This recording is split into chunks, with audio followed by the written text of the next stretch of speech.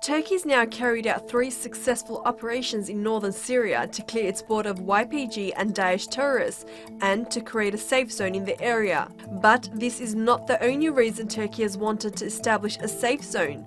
You see, ever since the war in Syria broke out, Turkey opened its doors to millions of Syrians, and today it hosts nearly 4 million refugees. It is estimated that the nearly 9-year-long war in Syria has killed over 500,000 people.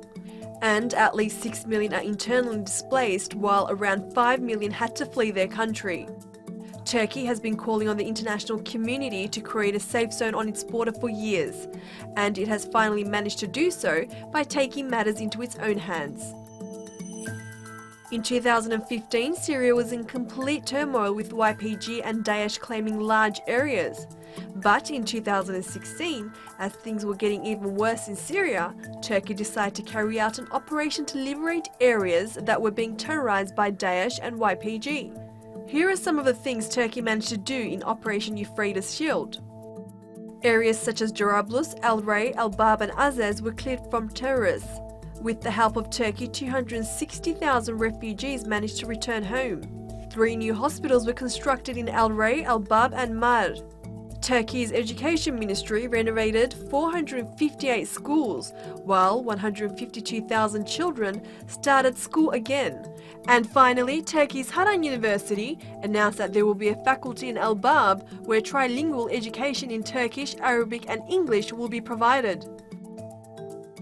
Then in 2018, Turkey conducted another operation, and with Operation Olive Branch, Turkey managed to clear out Afrin, which was occupied by YPG, help 150,000 refugees return to the area, and renovate damaged schools and hospitals.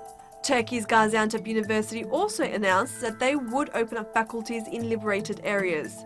Islamic Sciences faculty in Azaz, Education faculty in Afrin, and a faculty of Economics and Administrative Sciences in El Bab. And this brings us to Turkey's latest anti-terror operation. Amid a barrage of misinformation that was targeting the Kurds, Turkey launched Operation Peace Spring to clear YPG terrorists and create a 480-kilometer long, 32-kilometer wide safe zone in northern Syria after US forces withdrew from the area. US forces here were backing and arming YPG terrorists against Daesh. As the campaign progressed, Turkey and the US agreed that the operation would be paused for the withdrawal of YPG terrorists from the planned safe zone area, and that Turkey would have the planned safe zone south of the Turkish border in Syria. Days after that deal, Turkish President Recep Tayyip Erdogan met with his Russian counterpart Vladimir Putin, and this is what they agreed on. Russia will remove YPG elements and weapons from outside of the Operation Peace Spring area, as well as from Manbij and Tel Rifat. Russian-Turkish joint patrols will also commence, and the status quo of the 32-kilometer Operation Peace Spring area between Tel Abyad and Ras Al Ain will be protected. So now that the safe zone is established, what will happen? Before Operation Peace Spring started, Turkey said it aims to resettle at least 3 million refugees back into Syria. Turkey stated it is committed to rebuilding infrastructure in northern Syria. The initial plan is to resettle 1 million refugees and reconstruct 10 districts, as well as 140 villages. Each village would consist of 100 houses, and each house would have more than 10,000 square feet of farmland. There are plans to establish more university faculties, schools, hospitals and sporting facilities for the youth.